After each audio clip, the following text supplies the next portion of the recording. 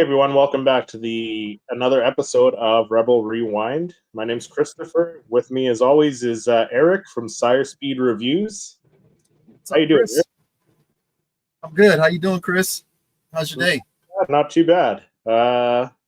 You were mentioning you're a little hot there in your collection. Yeah, I don't know, the little Your AC. collection shelter. I don't know what do you even call yours? What do you call yours? Because I know people have names for their collection rooms. That they call it like the den or whatever. Yeah. I don't really have a name for mine, but like, do you call yours like the collection shed or the collection hut? I call it a shed, collection shed. Yeah, pretty much. It's basically Yeah. what it is. It's like a storage Yeah. shelter. I mean, like a little storage room.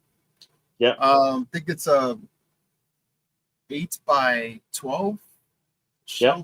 But it's split down the middle. I got some storage stuff in the back, so Yeah. it's my own I like space. I like the shirt. We're representing the sequel trilogy today. Yeah. You got the Force Awakens. I'm representing the our buddy Finn from the Rise of Skywalker and the sequel trilogy, right? Oh, yeah, I was watching a video with him on Star Wars Theory. Yeah, I know. I saw that too. That's pretty cool. That's pretty cool that he stopped by the booth, right? Yeah. And he had who else? The guy from Twilight. He played one of the vampires. Oh yeah, Twilight. yeah. I saw it. Stopped by the booth too. So that's pretty cool. That's pretty cool. Yep. These conventions, man. Yeah, I know. See some pretty cool actors and stuff. Right? Are you going to any conventions anytime soon? Like I know Rebel Scum's coming up, and that's kind of like your neck of the woods there. Yeah, I was trying to make plans, but the plans aren't working. Right. Yeah, so I'm gonna have to just maybe meet up with some of our fellow YouTube friends another time. It just wasn't working. Yeah. Speaking of our YouTube friends, Patrick from Poptography in the chat. Hello there, fellas. What's up, Patrick? How you doing? Collection room / studio. Yeah, that's the way I go too. Yeah. Mm-hmm. Brandon from Clan Brandalorian. Hey, what's good, bro? Y'all? Hey, Brandon. Thanks for Brandon? hopping in the chat. We'll have to have you on the show yeah, one time and chat some Star Wars. It's always a good chat with Brandon. Very knowledgeable guy. So we got some pretty crazy news, I think. Hey, I know we got some good stuff this week. We got some good stuff, yeah. Yeah. I think one of my favorite ones is going to be the David Cornsweet Superman. Yeah. Because like we've seen him do some interviews, but like now he's doing like all the press interviews for Superman and stuff, and he's bringing up Star Wars a lot. Yeah. Like they're asking him about it, he's bringing it up out of nowhere. Like he's a big fan, man. So, pretty crazy. Yeah, that's awesome, man. I mean, I like him, and I haven't watched the Superman movie. No, but I heard it's good. I heard it's really good. Twister, and that's the first time likable guy. And being the fact that he's a Star Wars fan, it's just a cool point. Yeah. Let's do our rapid fire segment first, though. Rapid fire segment. All right, we got some pretty cool stuff here. So there are rumors, and I know there's other YouTubers out there talking about this. There are rumors stemming from a story from Cosmic Book News that Netflix might want to purchase Disney from Star Wars from Disney, but there are no evidence to support this. But as far as we get some more news, we'll definitely cover it. There's also a auction going in September. So Darth Vader's lightsaber for Empire Strikes Back, Return of the Jedi, set for auction from Prop Store this September in Los Angeles. The saber was held on screen by actor David Prowse and is a pre-sale value estimated ranging from $1 million to $3 million. Crazy. That would be an awesome part of the collection right there. Yeah, great. And on this day on Star Wars History News, which was yesterday's story, was for yesterday, July 15th. The filming ended in 1976 for A New Hope, and The Acolyte aired on Disney Plus last year, yesterday. So that's pretty much the rapid fire segment for this evening. Rapid fire segment. Yeah, throwing that out there. Hey, yes, rapid fire. Yeah, I mean, I've seen some people do some videos on that rumor. Yeah, I know. How do you feel about that? Like, what do you think? Like, I don't know. Why don't you give your opinion first? Well, I mean, what do you think about that? I'm thinking about, like, okay, if it's true, I'm not sure if I want Netflix to be in charge of Star Wars. I mean, Netflix does decent stuff, but it's not like in the production like value of some of the, like, what you would expect, I think, from Star Wars. Because I've seen some of the films from Netflix. Some of them are good, and some of the shows are good too. But I'm not sure if they can handle like Star Wars. Yeah. Now, I mean, I would like maybe perhaps somebody else. I don't know who else can live up to it, but yeah. And again, it's just a rumor too, right? Yeah. So, so what do you think about? So I think, like, let's say it's not a rumor. Let's say this is actually happening. I don't think it matters who owns Star Wars, who owns Lucasfilm. That's like, I feel like Disney probably has more. Disney's got the big bags of Mickey Mouse cash, right? Disney cash, right?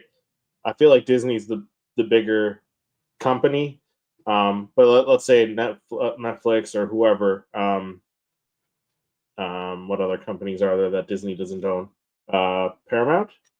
I don't think they own Paramount yet. Whatever. Let's say another company buys it. I don't think it matters who buys it, who owns it. Max?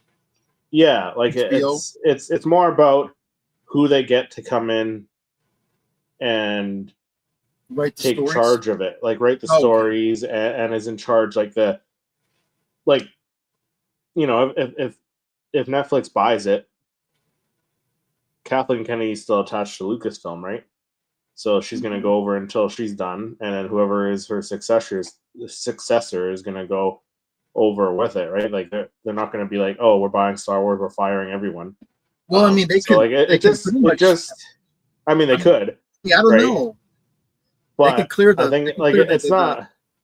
Yeah, they could clear the whole slate, right? But like, yeah, it's more about who's in charge creatively behind the scenes, right? It doesn't matter like whether it's Netflix's name that is owning Star Wars or owns the rights to Star Wars, or if it's Disney or HBO Max, like you mentioned. Like it doesn't matter. I think it's more about who they have in charge, like the person that they have in charge of all the creative stuff. So yeah, that's my thought on that. Let us know in the chat what your thoughts are on that. Like, I don't think it's gonna happen. Like I said, like Disney's the bigger dog in this thing, right? Like Netflix is pretty big, but I think Disney's the big dog there, right? Yeah, for the most. Yeah, I mean, I don't see anybody else competing with Disney.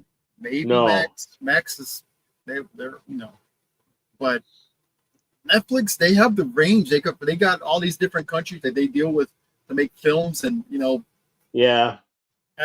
just the in universe or on location filming they can do. But yeah, like you said, I mean, it's who's in charge of the overall vision of where they're going to go with it if they ever did. Let's say Netflix or whatever.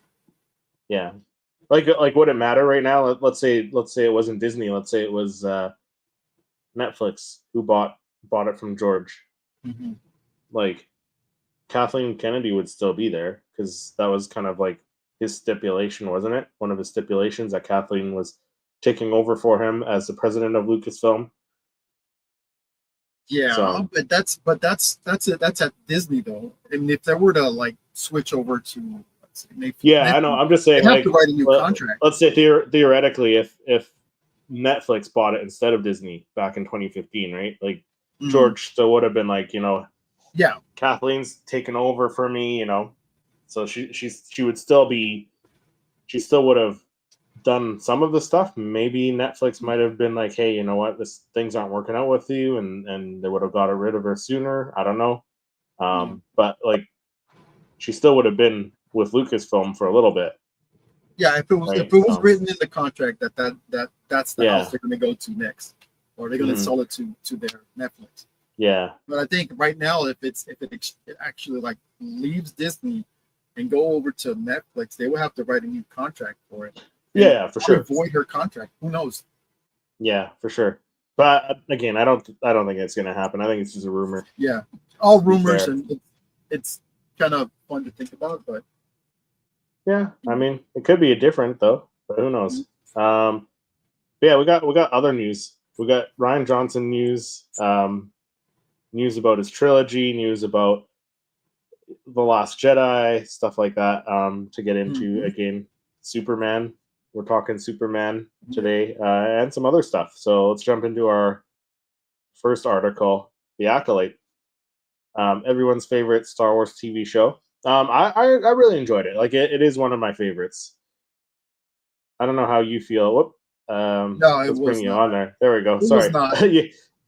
Yeah, no, it wasn't one of your favorites. Was not one of my favorites. Yeah, that's fair. But I mean, I like. There's some aspects about it that I did enjoy. Not right. I didn't hate everything about it. Some of it. I really enjoyed it. It's up there. It's probably, I don't know. It's up there with Ahsoka for me. So I'll take. Yeah. Eric's like, I'm rethinking this partnership. Rebel Rewind might be. Nah. My wife's in the chat. Says I can't see Disney giving up that cash cow. Yeah. Yeah, for sure. I mean, they are bleeding though, but I don't see them getting it. Yeah, but I mean, they still have the money. It's probably not. It's not hurting them, even if they're losing like millions of dollars. It's probably not even hurting them. Yeah. That much, right? Like. Yeah, for sure. They have that kind of money. Yeah, Disney has way too much invested with theme parks and for Star Wars to sell it. Yeah, that's true, right? But yeah, the Acolyte Star, whether you liked it or didn't like it, Acolyte Star reveals this R-rated Chimere scene was cut from the Star Wars series. So Manny Jacinto shared details about a brutal scene involving Chimere in the Acolyte that didn't make the cut. So Manny Jacinto revealed that an R-rated scene involving Chimere that almost made it into the final cut of the Star Wars series on Disney Plus, created by Leslie Headland.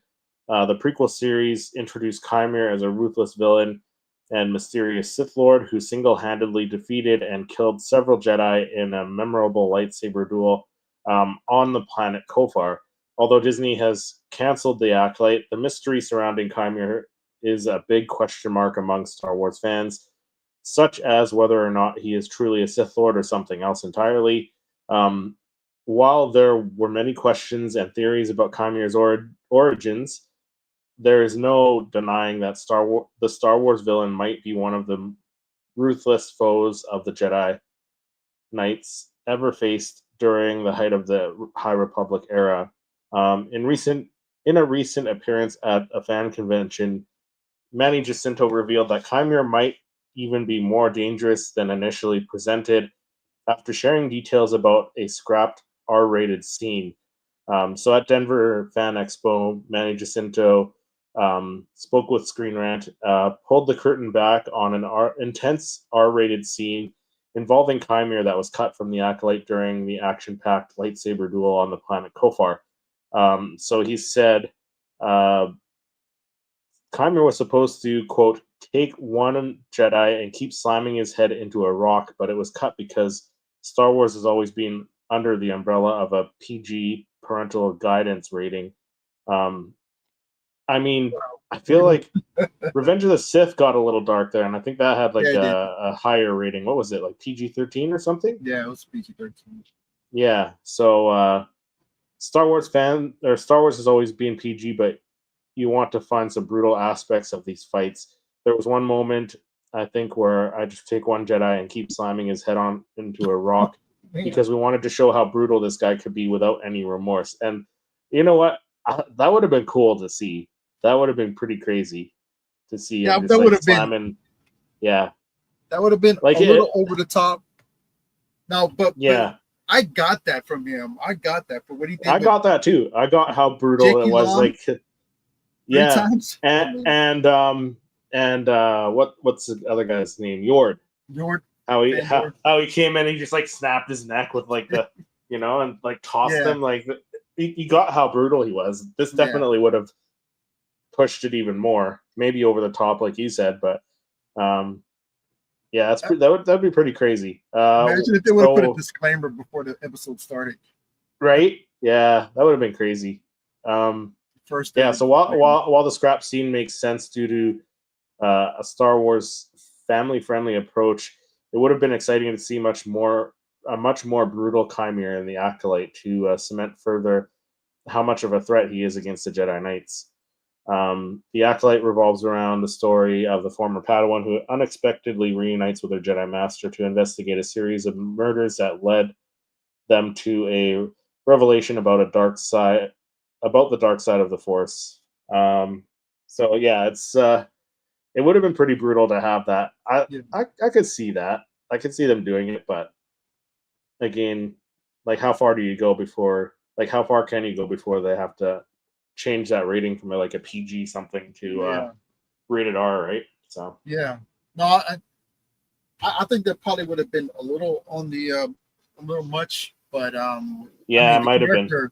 I got that the character can do these things. For sure, and it's as brutal as we got from what he did already.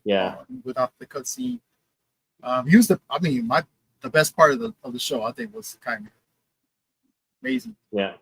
Manny did a fantastic job. He did. Yeah. Patrick said, I enjoyed the Acolyte and the stranger scenes over Ahsoka and versus Balin. The stranger versus a Jedi over Ahsoka versus Balin, it's very close for me, too, actually. It's very close. Seeing him feed off the rage would have been cool, though. Yeah. Right? I mean, we kind of saw similar rage in Kylo Ren in the sequel trilogy, especially in The Force Awakens, right? How he got really, that'd be pretty cool if they made Kylo even darker. Yeah. And then let's talk about the R-rated Star Wars that could possibly, come. Imagine what they would do with whichever character they choose, the villain they choose. Yeah. Part of it. I mean, if they actually filmed this part, but they decided to cut it out, imagine now that they've got the A-OK to do an R-rated. Yeah. What would they do? Wow. Yeah. My wife chiming in again. He came across that way without the scene. I still would have enjoyed it. Yeah. It's like the saying it's more what you say. That saying go than what you actually show on. Yeah. Something like that. I forgot how it goes, but I mean, I got that from him. Yeah, like how far is too far, right? Like you don't want to go too far. So yeah, I agree. I did. Now, if you were to get the I definitely got how brutal. Yeah, but I feel like most fans probably understood how brutal he was just by how he fought and how he killed all those Jedi, right? So yeah, that was impressive. What Manny Jacinto brought to the character, and if if the rumors are correct and what we've heard that them bringing back season 2, then that's awesome for him. If they focus more, I think, on Chimera, that would be a win for the show. Yeah, because he was the best part of the show, in my opinion. Yeah, you know what? Him and Soul was one of my favorite. Soul was awesome. Yeah. I want to see some more Jedi shish kebabs, right? How he still stabbed the 2 Jedi, like he stabbed the one and like force pulled the other one. Yeah. Wow. Yep. Yeah. Dude, brutal. And that didn't get a rated R. Right. Yeah. So, yeah, I'm just wondering, like, where would they go with this if they were to decide to do an R-rated Star Wars film? Yeah. So pretty dark.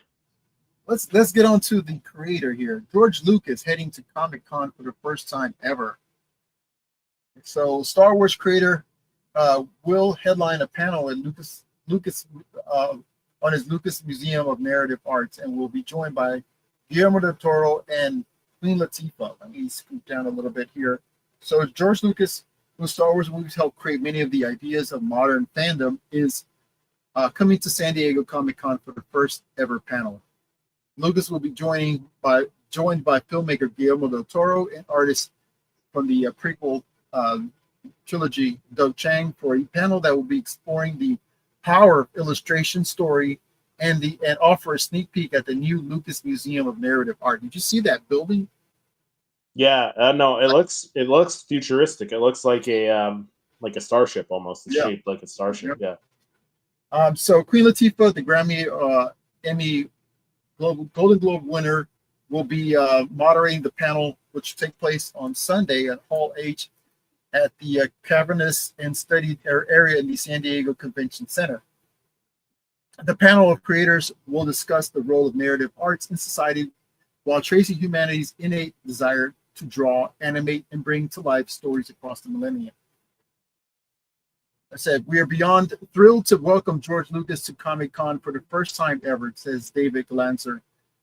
So nearly 5 decades ago, Star Wars made one of its earliest public appearances at our convention, along with a booth featuring Howard Jenkins' now legendary Star Wars poster as promotional items.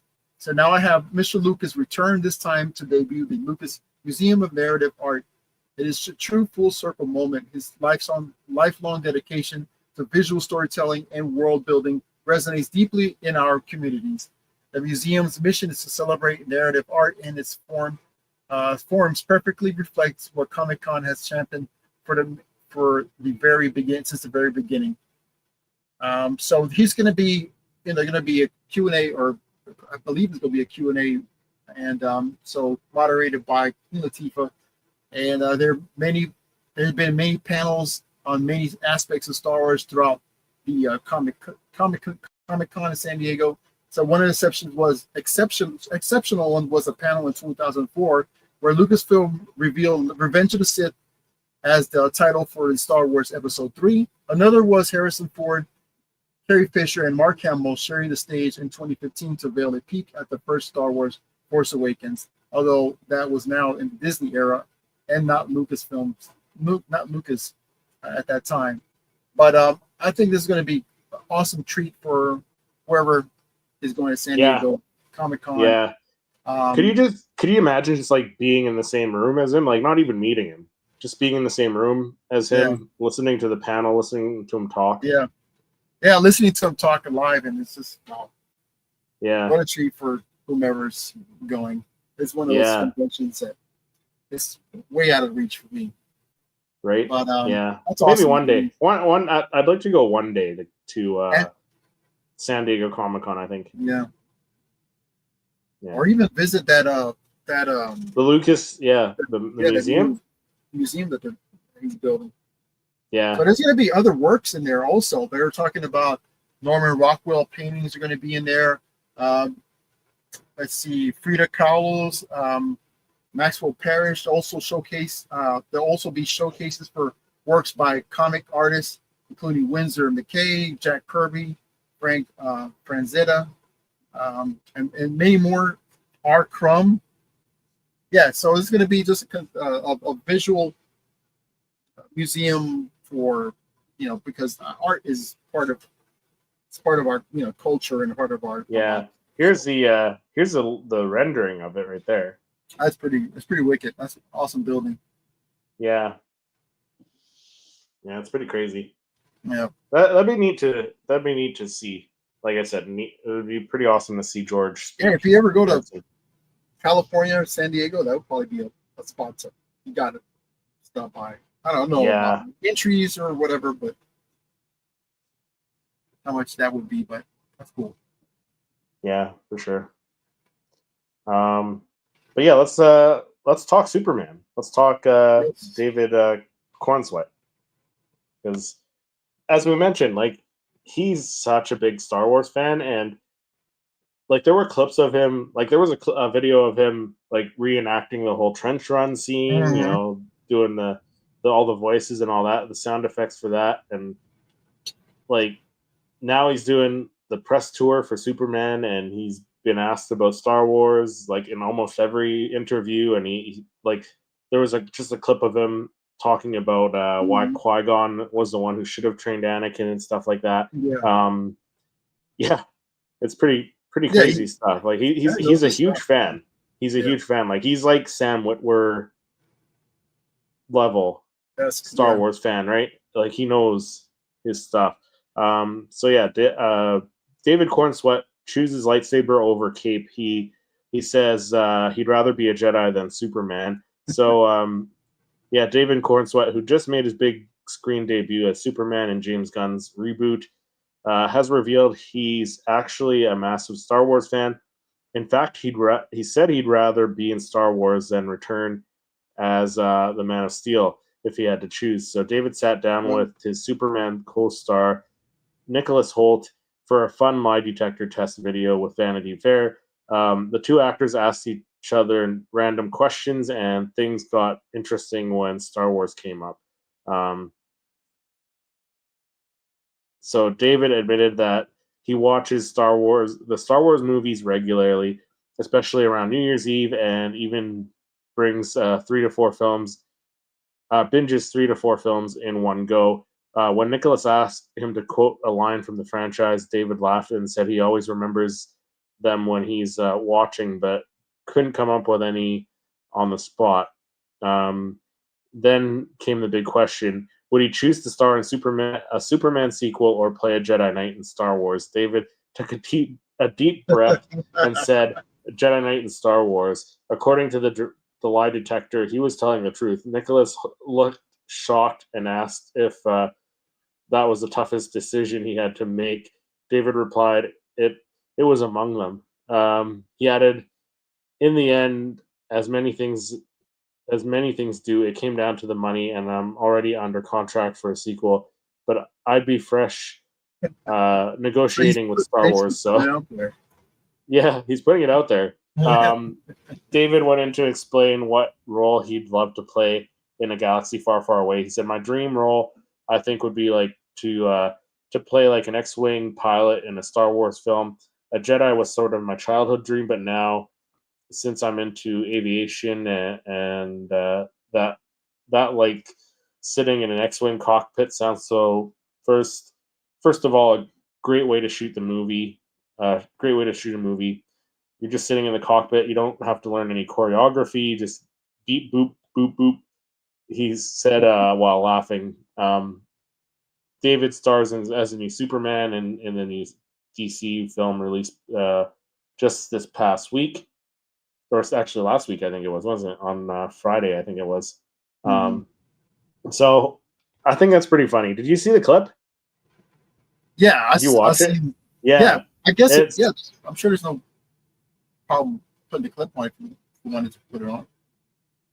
Yeah, it might go through the whole interview, so I don't want to do that. Okay, all right, I got you. But yeah, the article is in the link in the description below with a link to the video. You guys can check it out. It is pretty funny. Like, yeah, I was watching like shorts of yeah, and it brings a smile to my face, like seeing this guy like being such a huge fan of Star Wars, right? Like, yeah, bring him in. Yeah. Like, maybe he got not the for sequel, Starfighter. So like, yeah, he's putting it out there because of the fact that what would you rather do, the sequel or be a Star Wars? Well, I already in contract with for a sequel, but he didn't say that before. But hey, Star Wars, because he already got it. He cemented a sequel. You know what? But by the time he's done the sequel or whatever, maybe let's say Starfighter does really well. That comes out in 2027. That's a couple years from now. Let's say that does really well, and they want to do a sequel.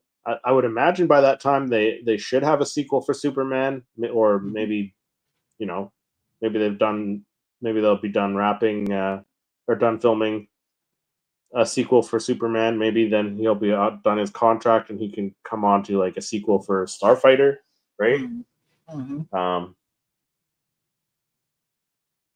Patrick said he's hedging his bets on getting work with Starfighter and Rogue Squadron. Yeah, right. Another thing, like I don't know if you watched some of the other interviews with him, it's funny because like whenever he mentions Star Wars, like him and his co-stars like Nicholas Hoult and I can't remember the actress's name who plays Lois Lane. They take a shot every time he mentions. Every time he mentions Star Wars. Yeah. Smart move. Yeah. So yeah, it's just fun watching these interviews of him. I know it's easier for a Marvel actor to jump into Star Wars, but because they're already under like the same parent company, right? Like Disney already owns you. yeah. But who knows? There's also talks about, and I know a lot of people, and I'm with it myself. I don't want a merger of DC and Marvel, but if it ever comes to be that, Disney just comes and sucks it all in and just makes DC part of, I mean, I can see that happening. I can see Disney buying DC. Yeah, I don't want that though, but if it ever happens, there you go. But like, why wouldn't you though? Like, I feel like then everything's all on one streaming thing. You got your Disney, you got your Star Wars, you got separate, your Marvel. It's separate ideas, separate filming, different. Separate deals, show movies. It would still be DC separate. Always had that darker tone to it, more. That is true. Grounded. Yeah, it's totally different. That is true. I know it would make sense, but I'd rather. Patrick said maybe a crossover movie. If they decide to make I know they've done. Who Framed Roger Rabbit? They was able to get Mickey Mouse in the Warner Brothers, and film. Disney. Yeah. If they do something like that, where it's a collaborate, okay, but you're on that side and you're over here, then and let it work that way. And there were stipulations for that movie too, like was it like Mickey had to have the same amount of screen time as Bugs Bunny and stuff like that? They're feuding companies. I mean, and I get it, but I mean they've done. They've made it work with Sony though. They made it work with Sony because like Sony still owns the rights to Spider-Man, right? So. True. And they made it work. They've made it work with bringing Spider-Man into some of the Marvel movies so far. So. Yeah, I can imagine if they would ever do something like that, all the paperwork that would go behind it and all the contracts, and it's a big deal. But I'll keep them separate. But I wouldn't mind having them a crossover film. That'd be cool. How do we get into this conversation? Right? Like, how did we get into like Who Framed Roger Rabbit? Oh yeah, because of David and DC. Okay, yeah. Yeah. But yeah, I mean it's a possibility. Yeah, for sure. He can negotiate his own contract with it would be cash grab for both and give DC that boosts it so it needs. Yeah. I mean, I think with James Gunn, like, because James Gunn is now he's like pretty much a Kevin Feige over at DC, right? Like he's it's his DC universe. He's the one who's he's in charge of it now. Putting it all together, right? He's in charge of it, yeah. So I think it'll do better now. I thought the Snyderverse was where they were going to go. I mean, I thought the potential. I mean, I wanted that, but I didn't mind. Like we're going way off topic now, but I didn't mind Zack Snyder's. Well, we got different interests too. Superman, Superman, and like the Justice League. Yeah, but I don't know. Like the Superman movie looks good. I'll have to wait and see before I make my come to any conclusions. But like James Gunn, he's like they're already doing a second Batman movie with Robert Pattinson. Peacemaker's still a go, so they're keeping John Cena as Peacemaker. Yeah. You know who? Again, we're way off topic, but like, I would like to see Grant Gustin come back and play the Flash. The Flash who was in the CW series. The series, Yeah, like because he did a fantastic job. I didn't love Ezra, what's his name? Ezra Miller. Miller. Yeah. I didn't love him as the Flash. I thought Grant Gustin did a fantastic job on the series. So, like James Gunn, I bring can see him back. but he's older right now, so I'm not sure if He's older too. I mean, I think it could work still. You can play an older Flash, like the older Barry Allen, and then have, I can't think of the younger character's name. Have somebody else play the younger version of the Flash, right? Patrick said it. I think he is coming back as Flash. I mean, maybe, I don't know. I haven't really heard anything, so. Yeah. But I like that they're bringing. I like the fact that they're bringing. They're bringing back Aquaman, Jason Momoa as Lobo. I think that was perfect casting. Yeah. He looked at it. That's what everybody been asking him to be Lobo. I'm glad that he just went ahead and did this. So, all right. So let's get back into Star Wars, right? Story number 2. This story is coming from Direct. Andor creator revealed that one Star Wars character he would retcon into Rogue One. So Tony Gilroy revealed that he wished that he could retcon one Star Wars character into Rogue One after the end of Andor Season 2. Over the last decade, Gilroy has become one of the most celebrated figures in modern Star Wars.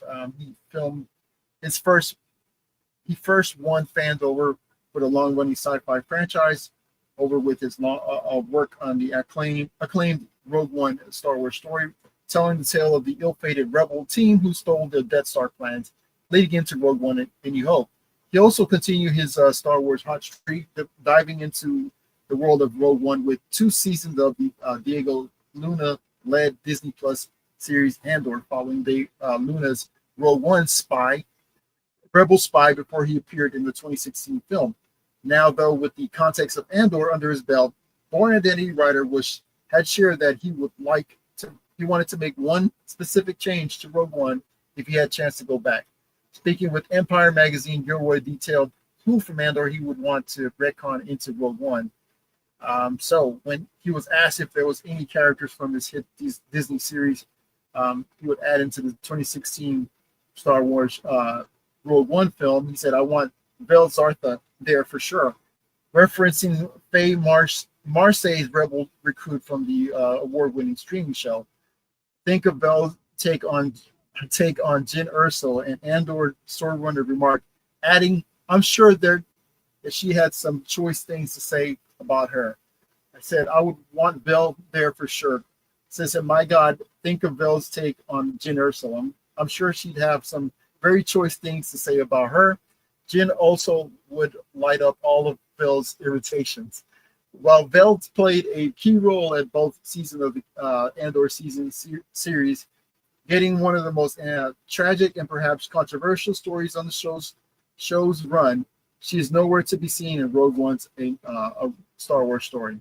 Andor Season 2 wrapped up on Disney in mid-May, bringing Tony Gilroy's gripping episodic base drama to a close and possibly ending his time working with a galaxy far, far away.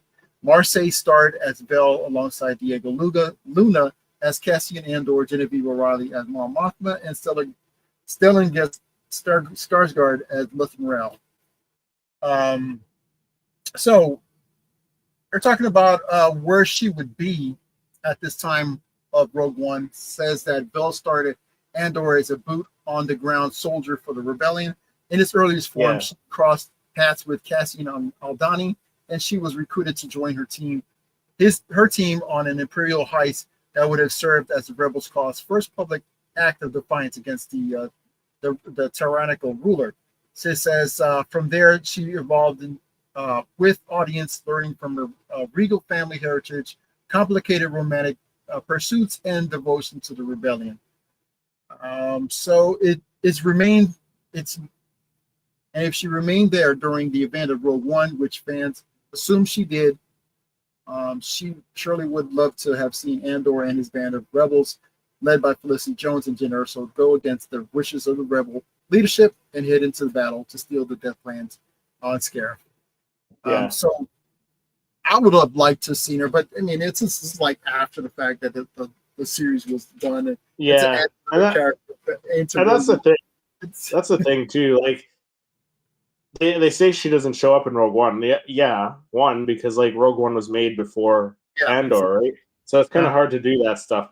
Yeah, but like she's not alive. Like you could have her in like show up in post Return of the Jedi shows. Like you could have her show up in the Mandalorian, like the Mandoverse stuff, because like what Return of the Jedi is what, like I don't know how far past Rogue One.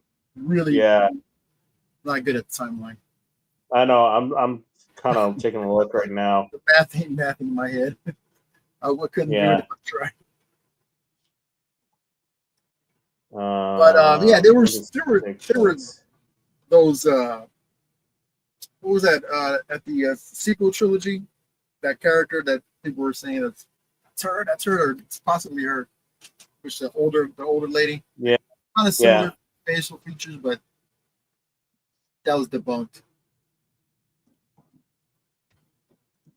But it would, if we were to go back and maybe tell another story around that timeline, bring her back. Yeah, she was a good character. I liked her character. She's very well. So I mean, the Mandalorian takes place 9 years after the Battle of Yavin, not between 9 and 11 ABY. Okay. So like, she could show up if she's still around, just because we haven't seen it. Because that's the whole thing. Like, we haven't seen her in any of this stuff because she wasn't a character at the time, right? But she could be off doing other stuff for the rebellion. She could be. She could show up in the Mandalorian. And at a good, still a decent age. Yeah. Because I mean, she doesn't look like she's maybe in her 20s. Yeah. Right. Yeah. So like, you could have her pop up again in the Mandoverse timeline. Sequel trilogy timeline, that might be a little. Well, I mean, she'd still be alive, I think, because Force Awakens happens like 34 years after. She'd be an older lady in the sequel, so maybe not. But in the Mandoverse, yeah, she could show up. It's only and again, she's in the world of rebellion. So who's to say that she didn't die before? Yeah, who's to say she didn't die? But like, let's say she didn't, though. She could show up and be in the Mando and Grogu movie, in the right? Mando, but I'm talking like in the sequel trilogy. Yeah, in the sequel trilogy, yeah, she could have died before then. So, I think Patrick's talking about the Flash still here. The other newer kid was too much of a headache to deal with. Yeah, Ezra Miller. He did he did okay, but I didn't love him as the Flash. I think. Yeah, he did all right. Yeah, he did all right. There's a lot of, but I still think, I still thought Grant Gustin did better. But yeah, back to Star Wars, right? I don't know. Like, what do you think? Do you think she's still alive somewhere in the Mandoverse timeline, or do you think that she died sometime before that? She was in some risky stuff, man. I mean, she was. It's a but she's a fighter, though. She's a tough. Yeah, she is. Right.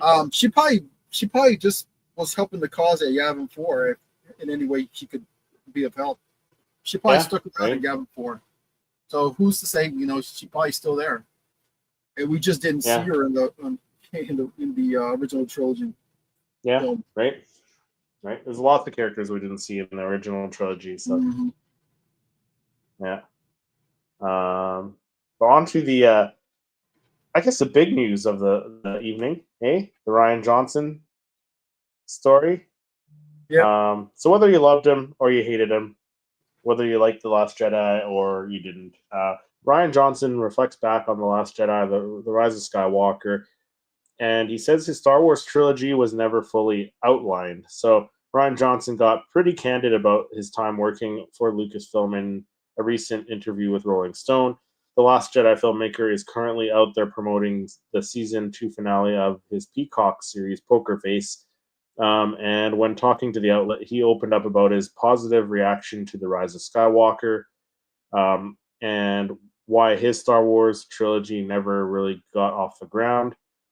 So Johnson first explained how the idea of the Holdo maneuver in The Last Jedi had been with him for a very long time, and originally came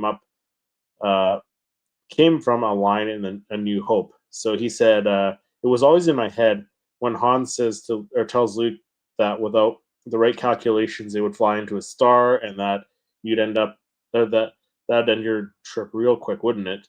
And he says, I thought, well, if that's physically possible, what would it look like? It seemed like something that was low hanging fruit to me in a way, but I knew that if we were going to use it, we would have to use it in a very big way. This can't be a casual thing that happens this week.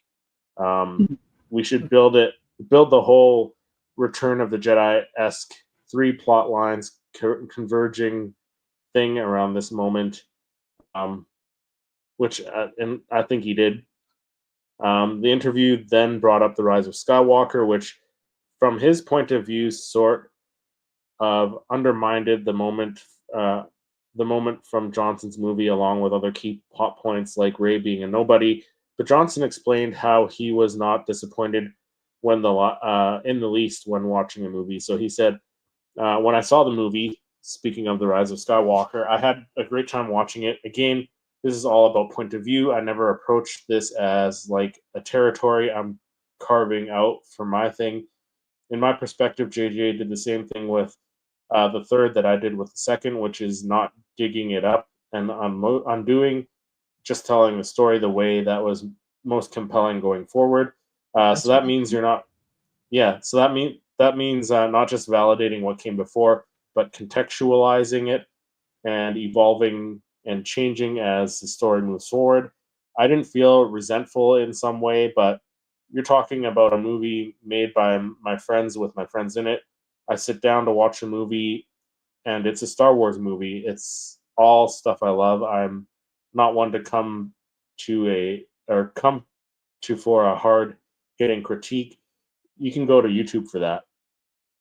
Which again, like that's true. That's so true. And like again, whether you like it or hate The Last Jedi or the sequel trilogy, like it is still just a Star Wars movie. It's entertaining. That's all they've really ever been. Like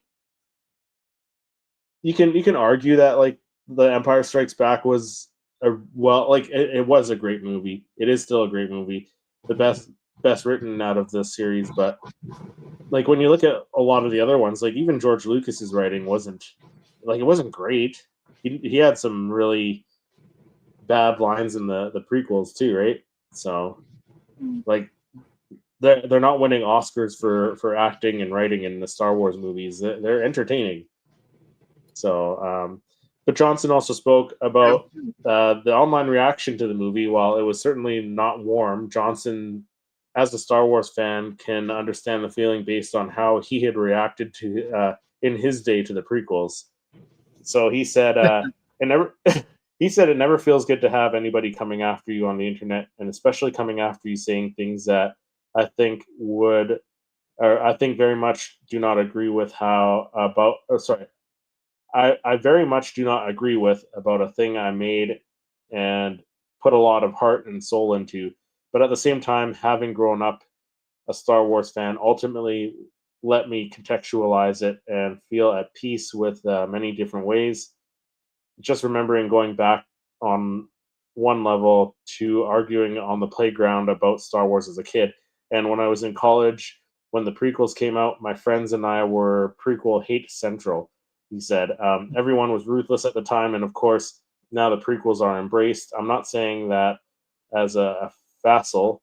I think things will flip around in 20 years. You'll see, which it could. Things could, because like the sequel trilogy fans will be older and they'll be voicing their support, and people will probably might change their mind and stuff. So the same thing could happen with the sequels. But he said it's more that this push and pull and this hatred stuff that seems new. It's all part of being a Star Wars fan. Culture war garbage aside, I think I think that essential part of it is a healthy part. So, I mean, I kind of agree with that. Like, we're allowed to have our own opinions as long as we're not like, you know, saying hurtful things to each other and stuff like that, right? So, like, you and I get along pretty well, I think. Yep. And you and I don't agree on like the sequel trilogy or the Acolyte, right? So, but we're both big fans of Star Wars. So, but yeah, I mean, before I get into more of the article, I thought it's what interesting how. I'm sorry. Go ahead, Chris. No, I was gonna say, like, what do you think of like? Do you think it will flip around? Like when the I don't know, maybe another 10 years, because it's already been 10 years since the Force Awakens. What do you think things are gonna flip around? Like, all right, let me go a little personal. So when the Phantom Menace came out, I wasn't the biggest fan for Phantom Menace.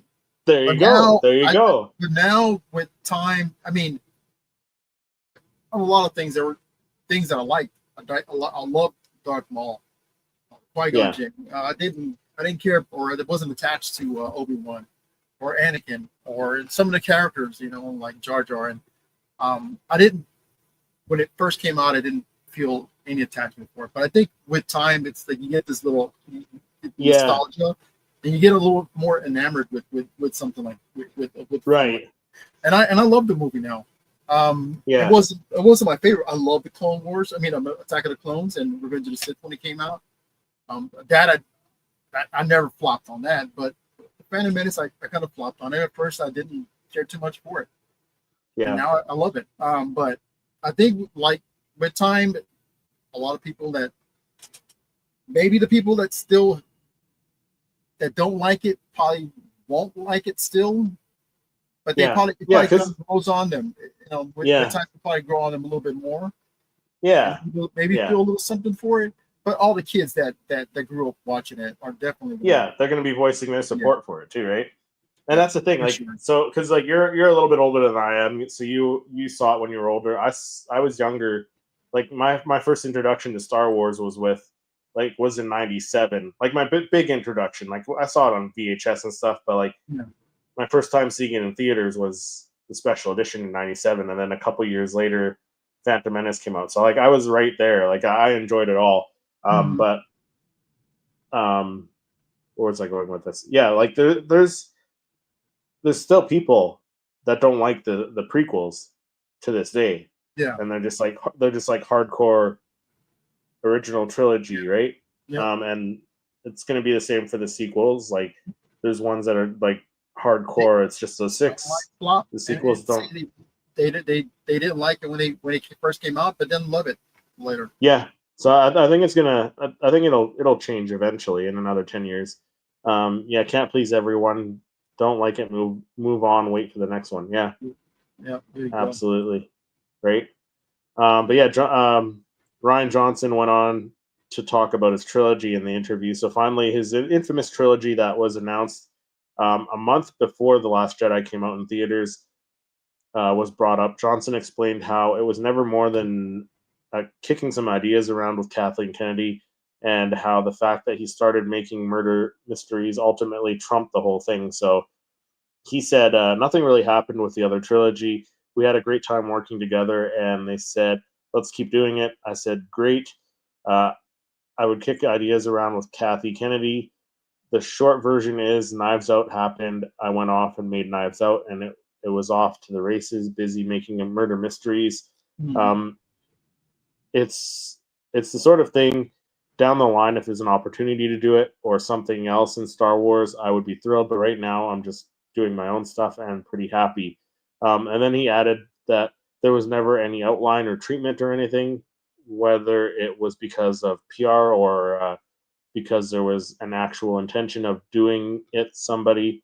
Both Lucasfilm and Johnson were saying for years that it was one of the projects that were in the works at the company and that they would get around to it at some point. Now, almost 8 years after it was announced, all the parties seem to have moved on, which I'm sure like there's so many people rejoicing about that, not having to see a Rian Johnson movie. But like the fact is, like even like I was watching Star Wars Theory's video on this too, and he even like said, visually stunning. That's what I've been seeing. His shots, like him as a director, and like the angles and all that stuff. Like it was he's a very talented director, but people just didn't like the choices he did with, specifically Luke Skywalker. I think that was a big one for a lot of people. I didn't mind it. I thought that there's enough space in between where that could be Luke at that age and repeating what Obi-Wan was, like an old hermit who kind of gave up and stuff, and Yoda, same thing, an old Jedi who gave up. Like it's just repeating what they did in the original trilogy is what I thought. So, but you know what? Like I wouldn't mind seeing him come back to Star Wars. Whether like maybe we won't get a trilogy, but another project, and maybe do something like away from the Skywalker saga. Like if he comes in and does like maybe a sequel to James Mangold's movie, The Dawn of the Jedi. That's far away from the Skywalkers. You're not going to ruin anything, as some people say. Or even like now we have this other galaxy from the Ahsoka series, right? Exactly. This whole other galaxy to explore. He could do a whole movie in that other galaxy. Let him cook over there. Yeah, like because the fact is he does know how to tell a story. Like if you watched Knives Out, you've watched Glass Onion, if you watched Looper was another big one. They're all fantastic movies, right? Mm-hmm. He did. Yeah. Did he make some a galaxy questionable choices? Histories. Yeah, I mean, did he make some questionable choices in The Last Jedi? I mean, depends on who you ask. Like I thought he made some thought you were going to say choices. something there, Chris. I thought you were going to say yes.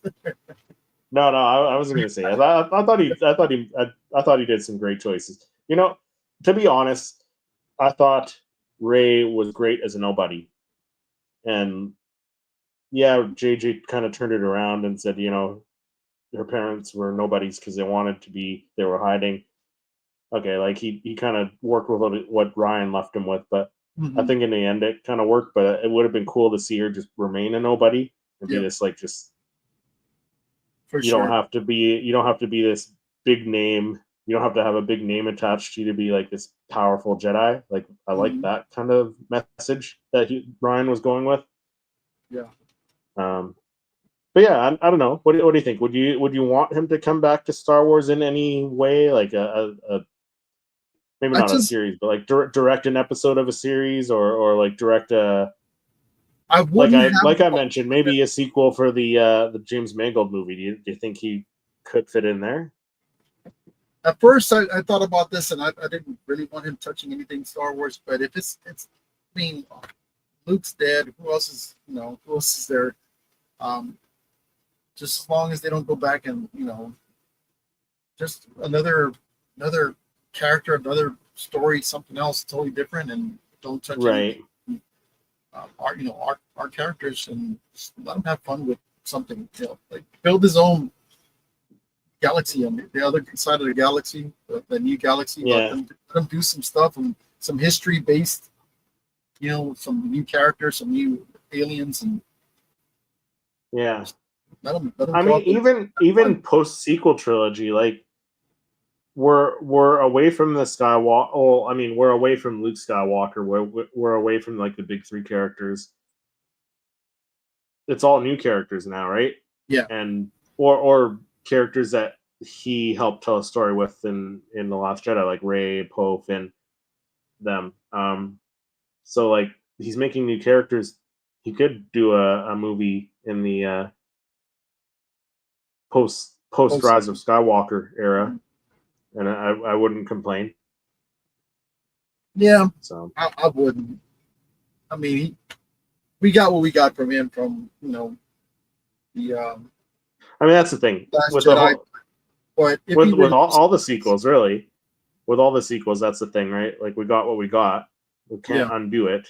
Yeah. Right. So, I mean, he's brilliant at what he does with the Knives Out series. Yeah, I mean, hey, maybe he should have directed The Acolyte. He's good at this murder mystery stuff. Yeah. Right. Sure. I mean, I don't know. We all knew we all knew who it was anyway. I mean, not all, you know, it wasn't much of a, to be honest, it wasn't much of a mystery. The acolyte, but it told a decent story, I guess. Yeah, but if Ryan does have the I wouldn't be opposed to it anymore. It's all good. Yeah. I mean, who knows? Like, so, and we're kind of going on, not really off topic, sticking with Star Wars, but like, yes, George had ideas for the sequel trilogy. Like, who's to say everyone is going to love it, right? It sounds amazing on paper, but I think I'm sure you would agree with me. Like, not everything that looks good on paper ends up being great in fruition. You know, when it comes to fruition, right? So, who's to say that like half the fan base would have hated it and half the fan base would have loved the whatever trilogy George gave us, right? Who knows? I don't know. I give George a little bit more leniency. I don't know. It's just the times, right? Because like George was always a believer that Star Wars is for kids. That's why he had Jar Jar in the prequels, which a lot of grown-ups like yourself, you didn't really like Jar Jar. Patrick, I know, isn't a big fan of Jar Jar. But like I love Jar Jar, right? Like I was kind of like no, I mean, with younger, time, right? I loved them too. Right? At first, so, I didn't care too much for them, but with time. Yeah, with time, right? So, like, if George had done a sequel trilogy, I'm sure there would have been some aspect in it that he wanted to, appeal to the kids because he's always said Star Wars is for kids, so he would have something in there, and I'm sure, right? Who knows? The next Ewok, right? He would have the next Ewok in it. Even Patrick said like he didn't really love the Ewoks. I think we've had conversations about that, Patrick and I. So my wife says I love it when Chris says he will not complain. This dude is a true fan. He loves every Star Wars show and movie. He's just happy to have new content, right. New storylines, new characters. Even if it was not not great, he's happy to have it. I mean, it's true. Like I do love it all. I'd love some more than others. Like there's definitely ones that I favor watching more than others, but I still love it all. Yeah, see, Patrick said the Ewoks should have been Wookiees, right? Yeah. So, like, I'm sure George would have had something in his sequel trilogy that was aimed towards kids, right? So, yeah, for sure. I mean, that's what he always said. It was Star Wars for kids. Yeah, right. But he just writes these compelling stories that it doesn't feel like it's for kids. Amazing stories. Yeah, I mean, he does, but like again, but verbiage wise is not always not always on some point. Of the stuff exactly. We got, but it's all good, man. Yeah, I get what he's saying. Yeah, Patrick said, but I still did like them, but I was pissed because we all thought it was going to be Wookiees. Yeah, I mean George originally planned it to be Wookiees, right? But I guess it's. I'm sorry, I'm gonna go to hell for this one. I guess it's cheaper to hire small actors rather than tall ones. Chris, you went there. Oh my god. I was gonna add something on there, but I'm not. I'm sticking to do it, Eric. Do it. Oh, release your anger. Is it half the price of a tall actor? Is that? I'm missing. I'm sorry. It's okay. No. Patrick said, "Damn, going to hell." Yeah, we're both going to hell now. Right. No. But God. Yeah, I mean, imagine if it was. Yeah, that's something my wife would say. Yeah, it is. Hey, come on, that's why else would he go with the short little Ewoks over? You know what I mean? It's kind of it's hard to find actors that are 7 feet. Yeah, especially at that. Probably back then too. It would be harder. right? Back then it would have been harder, but now like it's That's like the reason why you can hire that's you the, can that's the hire reason every why, Chris. yeah you can hire every basketball player on the squad, and they're all 7 feet, right? Yep. So today would be a different story, I think. Patrick said Warwick is going to kick you in the nuts. Yeah, they are darn cute. I mean, the Ewoks are cute. I don't think the Wookiees would have had that same effect on like the younger children. We could have almost had that R-rated Star Wars movie with Return of the Jedi, with the Wookiees ripping people's arms off, ripping stormtroopers. Pretty hard. Yeah, no, and that moment with Leia would have been as cute either. Yeah, that's in reply to Patrick's gonna kick you in the nuts. Yeah, I know he would headbutt me because he's about that height. Oh God, yeah. Yeah, right? That moment with Leia wouldn't have been as cute. No, I know, right? It wouldn't have been as cute. No. Chris will be the victim of a hit and run. Not sure the suspect was on a Segway. Oh, jeez. Yeah. Yeah, no, you're right. The that moment with Leia and Wicket wouldn't have been as cute if the creature was like another Wookiee, right?